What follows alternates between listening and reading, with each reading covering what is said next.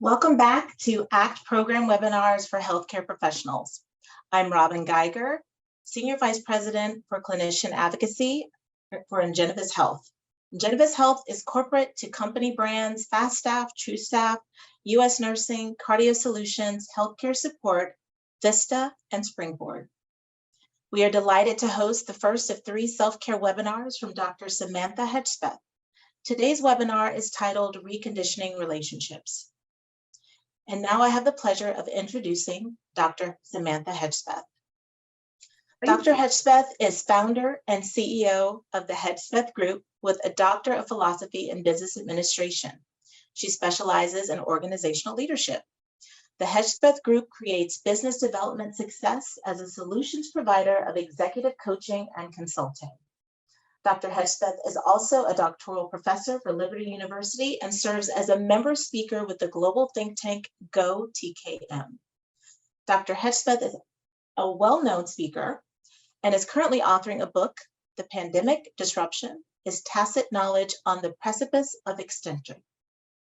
She travels the world while conducting continued research and shares her expert knowledge today with us. And now, Dr. Hedgspeth.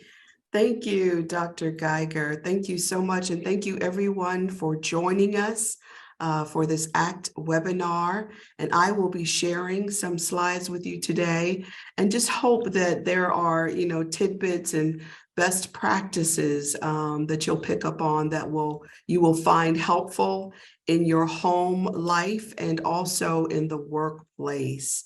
So let me get these slides prepped up for you. So again, welcome. This is part 1, as Dr. Geiger said, of my self-care mini-series. This segment is entitled Reconditioning Relationships. What we will discuss today is not an absolute, but rather options or best practices to reconditioning your relationships. Worldwide, this discussion on relationships is very numerous. With the topics. So we will narrow our topic down, starting out with generational gaps, trying to understand the mechanics of the generational gaps, why we're so different. And then we'll talk about just relationships and try to bring unity, understanding, and respect to some of our turbulent interactions. What we learn today will be applicable, as I said before, in the workplace and in our personal lives. First, to everyone in the healthcare industry, great and small, on the front line of the ER or behind a desk as support staff, the administrators, the doctors, first responders, nurses, volunteers, dispatch, technicians, thank you for all that you do, especially during the height of the pandemic and beyond. Many of you have been ill, have had loved ones ill, and even lost family and friends yourself, during this pandemic. But you have continued going to work for the greater good of society. Thank you for that. Thank you for the sacrifice. Thank you for the love, for the dedication to this profession. Because of your dedication, Ingenovis Health and its partners have provided the ACT program just for you. The Advocacy Career Tools, a proprietary program. It provides clinicians with the tools and resources you need to flourish and grow as a person and to advance your career as a professional. It is a collection of efforts and investments to foster a better holistic you. So I see life as a journey, not a destination. So we can never state our total net worth based on one incident, one setback, nor one particular relationship, but oftentimes we do. Try to look at it as every good, bad, indifferent incident that happens to us are only mile markers on our journey. These mile markers are not to destroy us, but to make us stronger and wiser until our journey ends. This webinar will talk about some of the hindrances we all may have had in the past or present that blocks us from having deeper and better quality of relationships with our family and our coworkers. The disruption or great divide in relationships is wider than ever before, with the insurmountable stress, panic, and worry added by the pandemic. In addition, I ask for your grace with my presentation as I trashed my first presentation and just created this one within the last 36 hours or so. I have not rehearsed this one 99 times, but prefer to give you a behind the scenes look at what inspired the topic of reconditioning relationships from my own empirical data. Relationships can either help or harm our quality of life, and definitely impacts organizational effectiveness.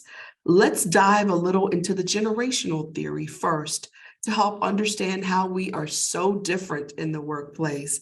Then I will share, some of my practical framework for this discussion from my life experience.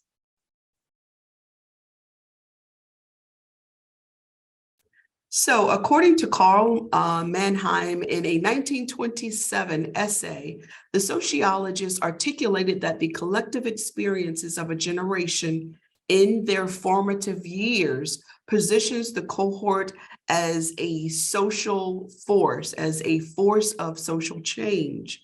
So there is a social rejuvenation with each new generation that responds. When they come on the scene, they respond to the status quo and social norms of previous generations. For example, we are all very familiar with the at-will law, but that is really a two-sided coin. But I'm sure when the lawmakers and organizations came up with that law, they really didn't think of it as two-sided. They just were able to let employees go at will, no previous notice.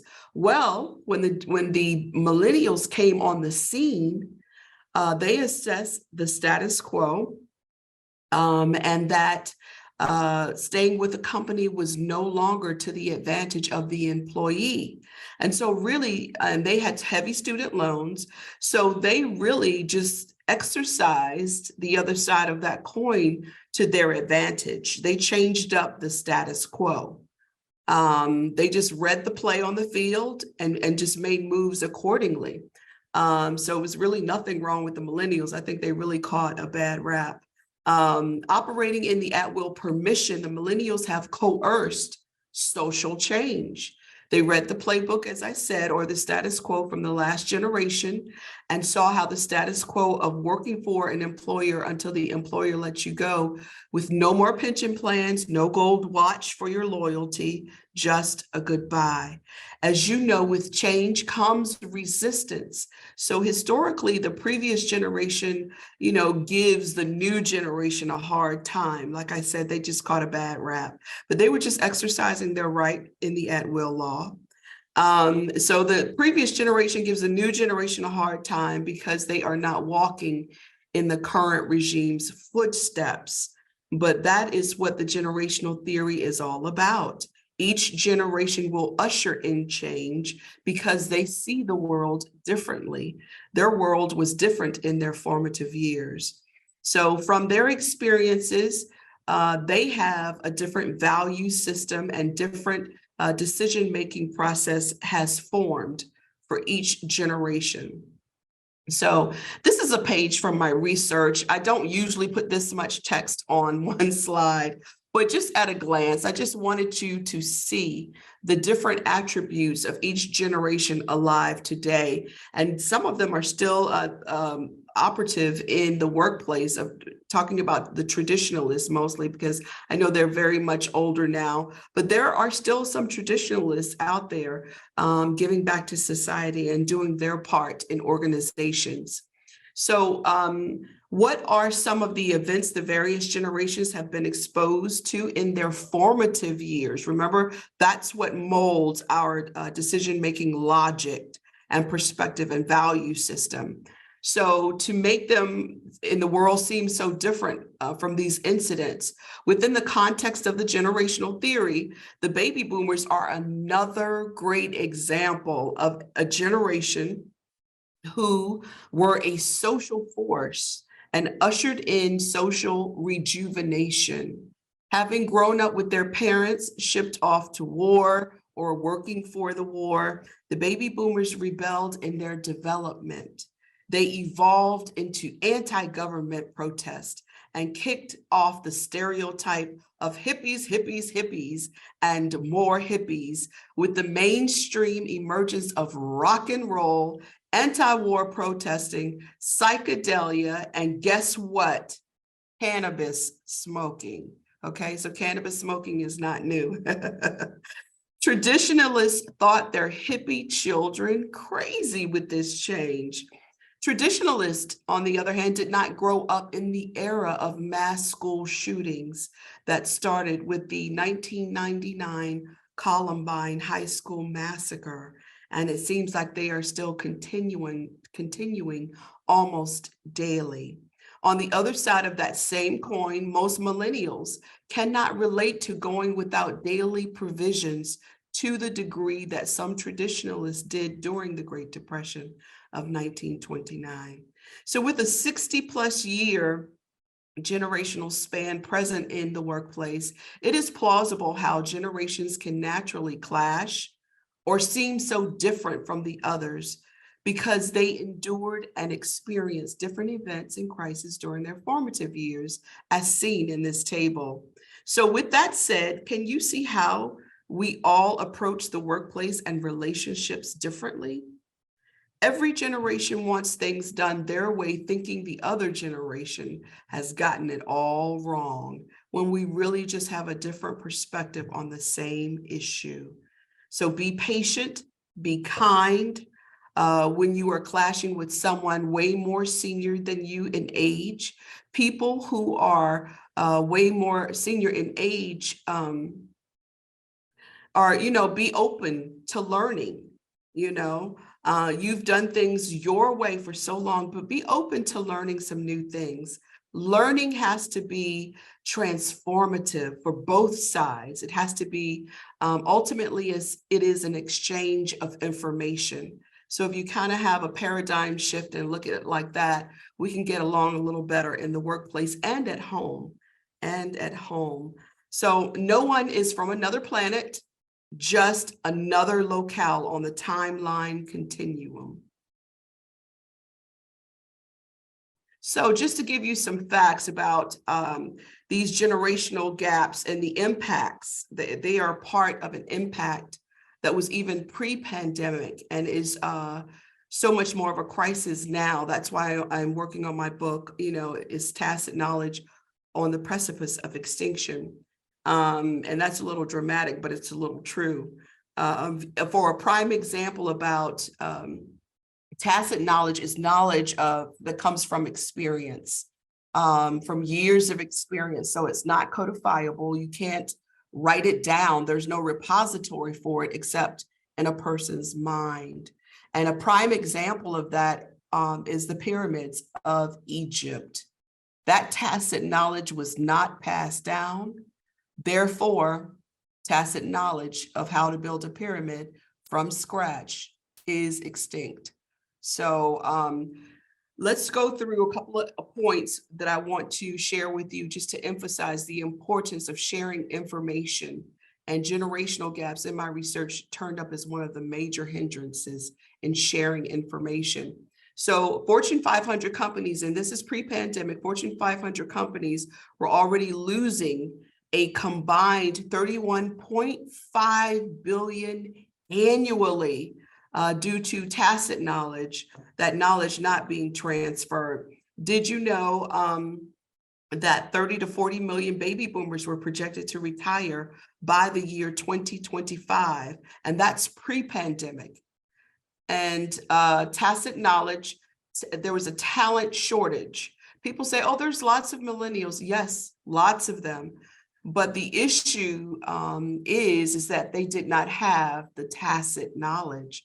So it was not a body count shortage, but it was a knowledgeable talent shortage that was projected for the year 2025. So Pre-pandemic, the workforce, so this goes with all of these points, the workforce was projected to be 75% millennials by 2025. So can you see the button of panic? That you will have the majority of the workplace would be 75% millennials by 2025, and the majority of them not having that transfer of tacit knowledge. And now you throw the pandemic into the mix. So 2025 was still a horrible year en route, but now the pandemic has really thrown it off, and we don't know. I'm going to research that, like how that affected what these percentages are actually. And so let's see, we'll go on to the next slide. Just wanted to share a little bit of that information. So we're going to chart a little bit, you clinicians. I know that's what you do at the end of a case from seeing clients. And so we just want to make sure with all the different generations in the workplace, and I know that a lot of you travel to and fro often to different locations to work. Just remember to be respectful of people older than you. This may seem old hat. It may seem as though for some people it shouldn't have to be said, but it has to be said. More and more, I have seen, because I'm also a librarian, and I've seen the younger generation just saying, I'm so tired of, even the adults talking to me any kind of way. So that comes to our second point. Be respectful to people younger than you. We have just got to get back to the basics of respecting each other. Your communication, let the communication be an exchange of information. Everyone needs to be in learning mode. Work through your differences on how you communicate.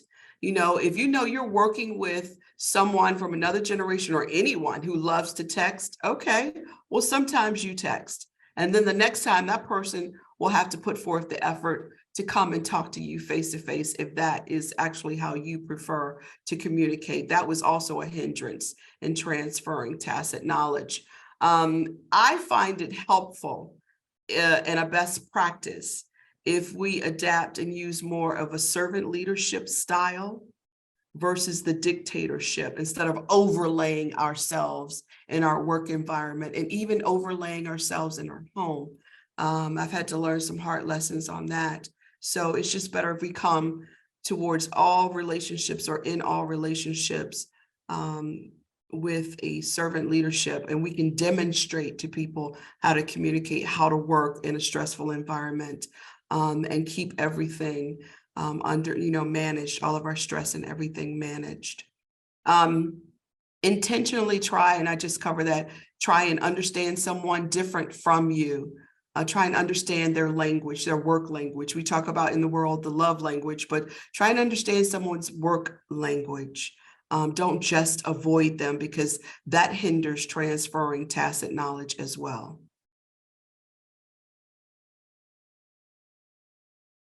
So welcome to the wheel of our lives.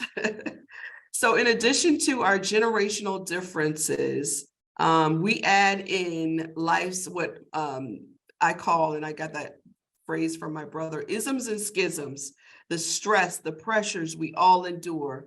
Like continuing ed is due on Friday, but have we done it? No, we have not. And we need that certification, and maybe you have to travel again. A lot of you all travel. You don't even know if you put certain things in your suitcase or in your bag. Hats off to you for doing that. And then sometimes we actually have issues with coworkers at particular locations, unpleasantries with the staff. We have some things running through our circuitry from our formative years, that eat away at us, and we don't really realize it affects us in how we interact with people. Sometimes we're at work, we didn't eat.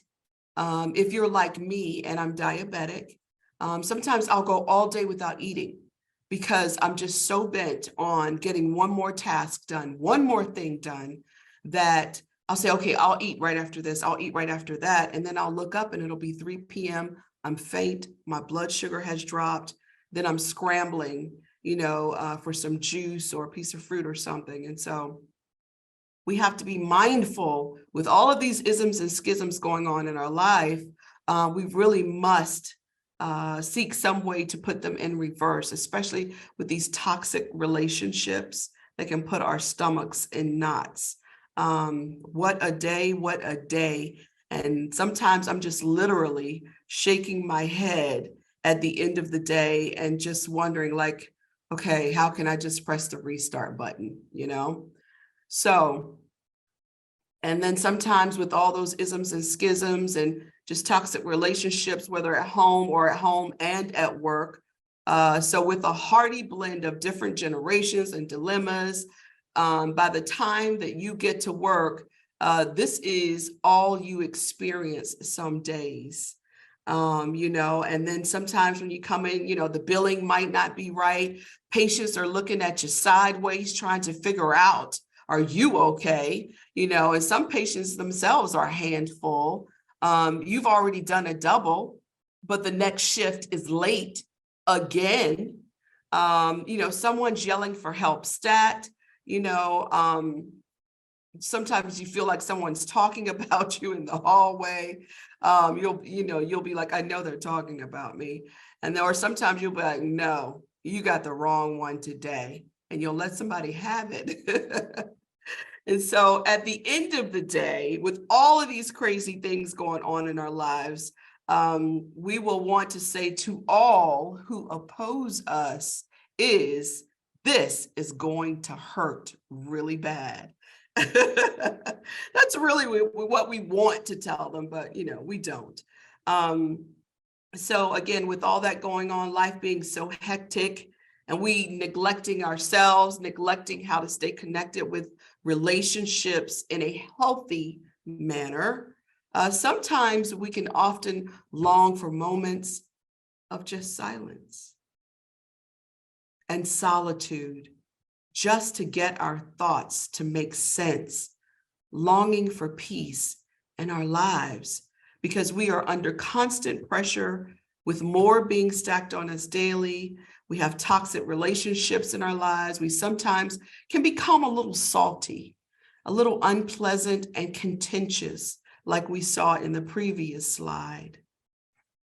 But there's lots out there, lots of research on this, and Tasha Eurich, an organizational psychologist researcher and a New York Times bestseller, notes one general definition of self-awareness, because this is really where the reconditioning starts, is self-awareness. As self-awareness as the ability to monitor our inner world. Tasha did an extensive study and broke down self-awareness into two categories that I hope you will take with you today and work on them personally in your life. The first one is self-awareness internal, how we see ourselves.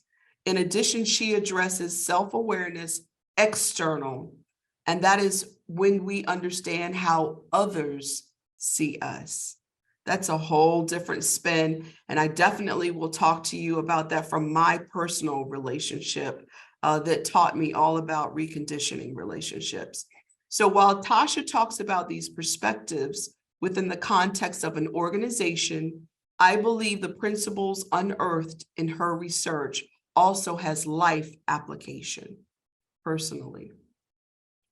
So self-awareness, according to the emotional intelligence king himself, Daniel Goleman of Harvard University, he has done extensive work with emotional intelligence and speaks to emotional self-intelligence as one. Emotional self-awareness means having a deep understanding of one's emotions, strengths, weaknesses, needs, and drives.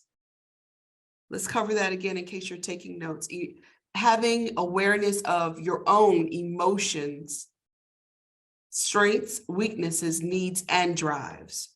And once you list those out, you will be able to then create management for those in those areas that you feel you may need help.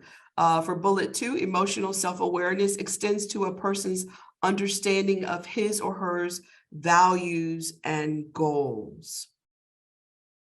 So, reconditioning relationships, to sum it all up, reconditioning relationships first starts with you. How are you treating you? How are you treating you? Let's chart this.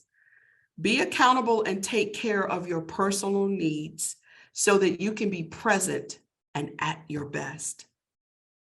Start journaling or making notes on how you want to orchestrate some crucial conversations gingerly with toxic people without insulting them, without approaching them in an intimidating manner, but with confidence, firm voice, and knowing what you want to say. Continuously assess the way you treat others. There is always room for more improvement, always. You have to assess the way that you are treating you, because that opens, got ahead of myself on that one. You have to assess the way that you are treating you, because that opens the doorway for people to treat you in the same manner. So if you neglect your personal needs, so will others. If you always put yourself last, then so will others. Make a list of how you mistreat or neglect yourself and start putting those things in reverse and start giving off a more positive, different energy. And people will pick up on that. So my cast, this is how I learned about reconditioning relationships.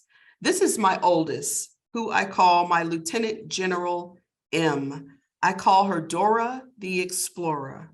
She loves going to other countries, experiencing food and culture. My firstborn. Talk about a rocky relationship. She is a major player in how I began to look at relationships differently and the power that each of us holds in those relationships. She has been such a blessing to me. Lieutenant General M is one of my biggest advocates, but she's also one of my bravest critics. And I say bravest because if I'm mad, you have to walk into the flames and get scourged. She taught me how to recondition relationships and love myself in the hardest of times on my journey. There were different times where I had lost this relationship right here and did not know why. I was completely clueless. For the life of me, I could not fathom why she had distanced herself from me. One time it was a year, another time it was actually 2 years. Of course, she would call me, maybe every other month, and sometimes we had lunch once a quarter. I was listening intently, but could not hear her because I was so sure I was right about whatever, because I'm the parent, I'm the older, right? Yeah. But as time progressed, she got further and further away from me. And my heart was so broken. And I was crying out to God, just saying, God, what is it I'm doing? What is it I'm missing that my child does not, want to be close to me? We grew up with her close. What has happened? So I was so distraught and saddened, like I said, crying out to God, asking, why is this happening? And where is my daughter? Lieutenant General M stood firm and consistent in trying to tell me about how I made her feel with my tone, actions, and not actively listening. She told me one day she didn't want to be treated like my mom had treated me. Pause. She didn't want to be treated like my mom had treated me. I went breathless in that moment. I knew she grew up watching the struggle I had with my mom being domineering, loving yet overbearing, respecting no boundaries. I knew that type of leadership well and never wanted that experience for my girls. Wow. I had turned into my mom, who really meant no harm. but caused some. That was the day that I made a U-turn in my relationship with her. U-turn as in understanding and relentless commitment to correct the offenses I committed. And I made a new and improved unbridled love for commitment of love for Lieutenant General M, for her bravery to stand in the flames and fight for me and fought for our relationship. She recommended a book she wanted us to do a book club on that described our situation and suggested ways of resolution. So we started our 2-people book club to discuss each chapter. This is Lieutenant General N. She is the drill sergeant of the family. You will get it if she finds out you are out of order. Failure is not an option for her. As my youngest, she had a seat where she watched the fireworks that went on between her sister and myself at different times. So she learned to tell me no politely very early in life. I could not have learned, grown, and healed to the extent that I have without the assistance of my guardian angels, my lieutenant generals. I am very proud of my girls. They both are very resilient, and great strategists. They're funny, beautiful, and they keep their mother straight. They are my official older sisters now. So, no boundaries. It was me. It was me. I was the issue. My natural overbearance was just a reenactment. Remember we mentioned formative years earlier? It was a reenactment of how I grew up in my formative years, and my mom meant no harm, but she couldn't hear when I tried to tell her about herself. Often traditionalists feel they are the parent, so what they say goes, and they will give you your opinion if needed. I remember trying to tell my mom about herself, but she always refused to accept accountability, and it was flipped on me. I learned to take it in stride, but did not realize how I moved forward in life, accepting other people in my life that would not listen to my voice, nor take accountability for themselves. We have patterns in our lives that we must address so that we can break free from the chains and become more. My mom put a lot of great tools in my tool bag for life, even this lesson. This is the book my oldest recommended we read. Years later, we are picking it back up in 2023 to finish it, because I think previously we only got to chapter 5. I recommend you get your copy and start assessing and learning how to recondition some of your most painful relationships, whether they are personal or professional. So, reconditioning relationships, my audit 2, number 2, reconditioning relationships requires you to assess how are you treating others. We have to have accountability. We definitely just cannot go on and on and on, just thinking, oh, it's them. It's them. I know it's them. It's those coworkers. It's that person. No, there's something about you that attracts that energy, because karma, what goes around comes around. So you always can't just be the one catching it really horrible bad. You have to have accountability for your actions. So let's chart that, shall we?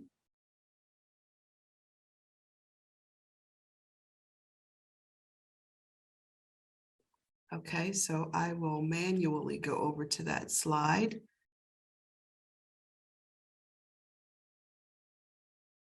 There we go. So, because we have to have accountability for our actions, strive to really understand the other person, whether you like them or not, or whether you like what they're saying or not. Try and understand their backstory. There's a lot of things going on in people's lives that you're not aware of that can trigger them to behave a certain way. And it might not even have anything to do with you. There are reasons. I'm a very I say part introvert, part extrovert. But if I walk into somewhere and I'm really, really quiet, there's a reason for that. And the people that know me knows it. And usually there's something on my heart. I'm bothered by something, but the other people in the room don't know that. But oftentimes we can take things out on other people. So have accountability for your actions. Assess yourself. Be relentless and commit to correct offenses if possible. I did another webinar on raising tweens, and I allowed my girls to give me the content for one of the slides on 10 best practices that they feel that I had as a parent. The number one, both of them agreed. I interviewed them separately from each other, but number one, they came up with, they said, well, mommy, you've done some stuff, but what I really love about you is that you will apologize. It's like you have no shame. You'll just come in, take the weight, the heat, the blame, and just apologize just to get things sorted out. And I have done that with my oldest one. I did that earlier last year because I felt like she was a little disturbed by something. And just to make sure it wasn't me, I came in and I said, you know what? I apologize. I don't know what's going on, but you seem upset. And I just want to say, if it's me, let's talk about it. Truly, I apologize. And you know what? She looked at me and she said, you know what? It's not you, mommy. I apologize. It's me. And that was such a beautiful moment. I got misty-eyed. I was like, good. She's not too proud to apologize. And so she got that. That was one of the tools I wanted her to have in her tool bag. So that was one of the things. Try to correct your wrong. And if the person doesn't accept it, that's fine. But at least you did your part. You know what I mean? By apologizing. So nurture a new and improved, unbridled love to actively listen and respond in word and in deed to other people.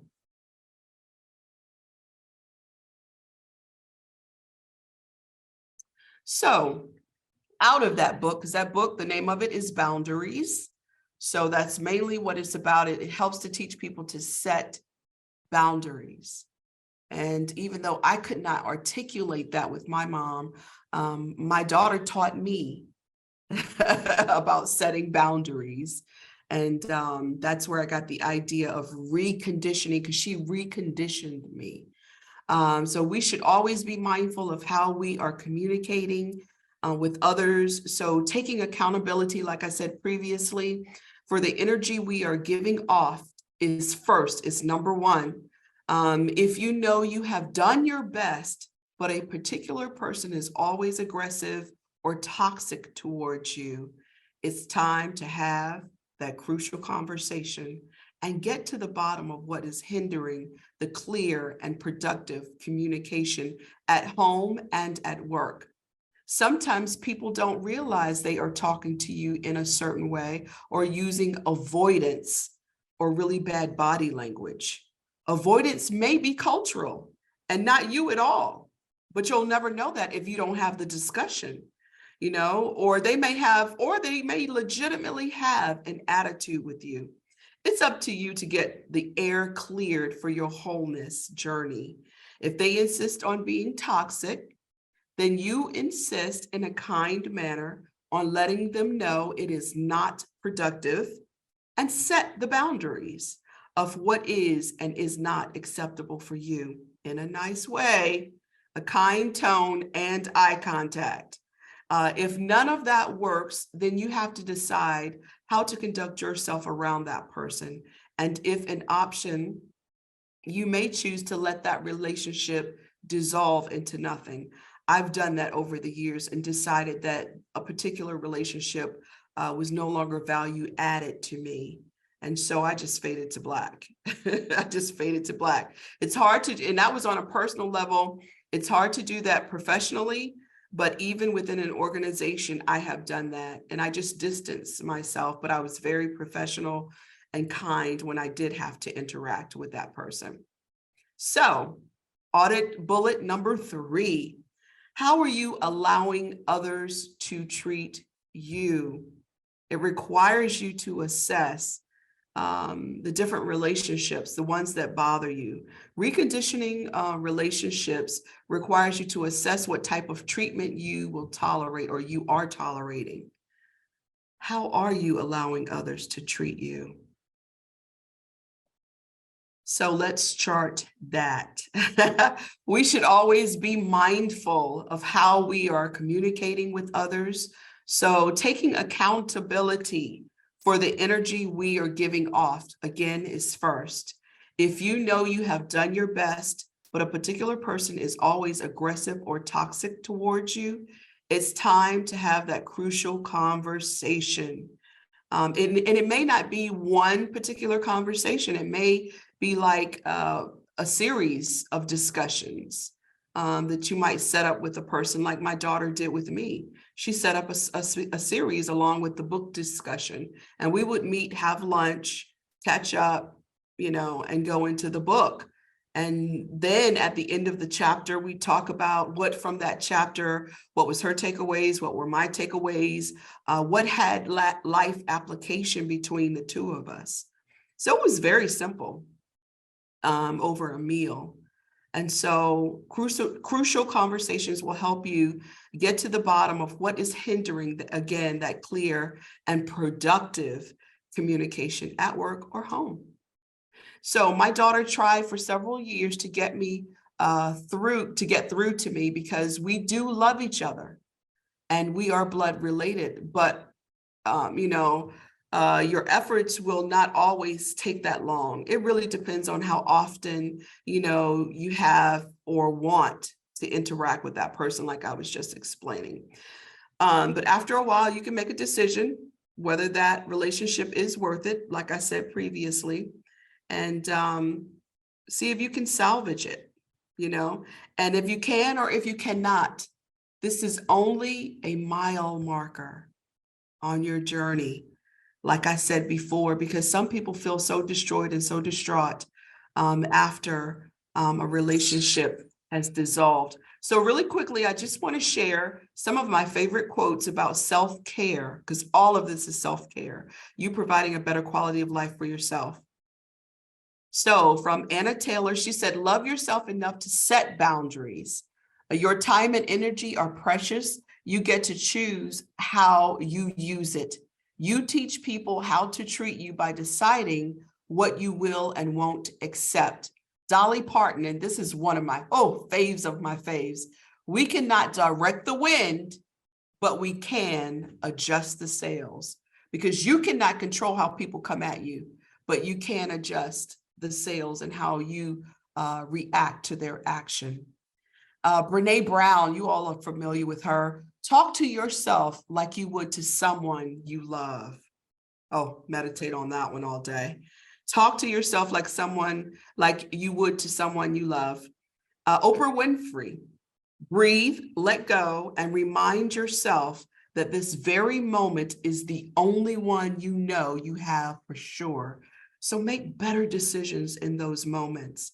And then the late Dr. Maya Angelou, as you grow older, you will discover that you have two hands, one for helping yourself, underline yourself, and the other for helping others.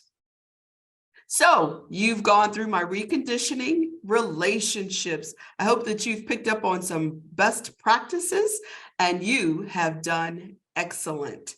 It's now your time to shine and strategize on how you can have those conversations. Thank you so much, Ingenovis and partners. Thank you so much, Dr. Geiger, for having me, and I turn the floor back over to you.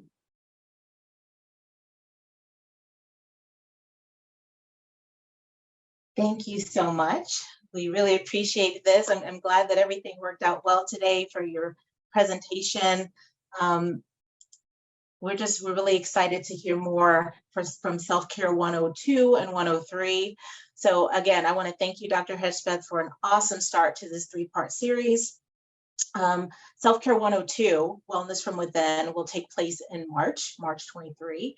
And attendees of this webinar will have the opportunity to pre-register. So watch your inbox over the next few days. You'll be receiving a post survey, which we would love for you to complete. And you can complete that at any time when you register for your on-demand recording. And we really do hope that you'll join us in March. Dr. Hedgspeth, if there's anything that you'd want to leave with the viewers, what would you want to leave with them today? I would like to leave that you are worth it. You are worth it. You are worth assessing how you treat yourself, how you treat others, and setting those boundaries. From my daughter taking me through that, I don't even know if she had formulated it as a process, but as she found her voice, I gained so much more respect for her and appreciation for her. And then I found some of the things that she was sharing, I was abusive to myself. So it behooved me to listen to her. So be open to what people can share with you. Don't always take the criticism as a negative, but seek the truth in that criticism and grow from it. It's just a mile marker in your journey. Oh, I truly appreciate that. And I know that our travelers on assignment will love viewing this, as well as our recruiters and our community, our health community. So we're excited to share this recording, and we look forward to you returning. Thank you so much. Thank you. And with that, we will say goodbye until next time. Yes.